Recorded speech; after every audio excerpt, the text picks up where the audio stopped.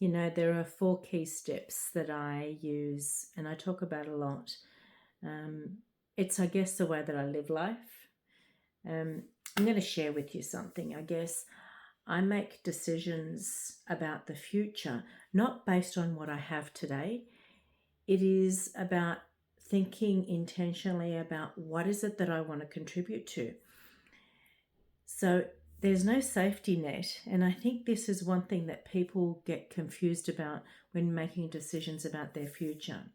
So for me, it's about deciding whether this actually aligns with me. It is about the intentions that I want to create. So my belief is that anything that I commit to, I then create. It becomes my reality. So being able to do that is really, really critical. If you dream it, you can actually create it. So what is it that I do that's different? I don't think about the how. Most people get stuck in the how. I can create the how, but if they don't have all the pieces of the puzzle together, then that means that they're holding themselves back. This is why we get stuck in a loop based on where you are today. So decisions are actually made on what you don't have. Well, I make decisions on what's important for me. So here are the 4 things that I actually think about. The first is I actually sit in a space where I call my energy. And if I genuinely believe that it's in total alignment, then I lean into that. But my energy then actually radiates that actual message, that cognition that goes into my thought process. So my mind then actually aligns with the energy that's actually created, and those thoughts then actually are transmitted out through communication.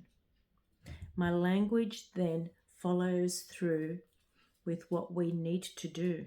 So action is that final step.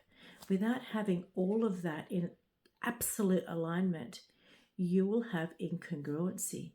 It is really important to understand that what you believe actually comes from the source of energy within you. And this is why people often hear me say, look inward. You actually have the answer. You can feel into it. Part of that is your intuition.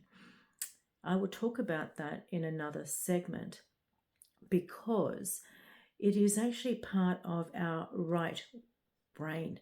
And a lot of people have lost that ability to be creative.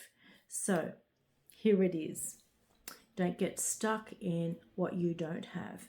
Most people will actually say, when I have enough money, when I get to this age, when I get my new job, it is always about the future that never actually happens. Well, you can't create that new future if you don't start with making those changes today. So break the pattern. Don't actually default into what has always been the unconscious pattern and beliefs that you have. And know that the how actually comes to fruition really quickly once you start to believe in who you are. Follow me for more because I will actually have another segment on what actually happens with that creative self.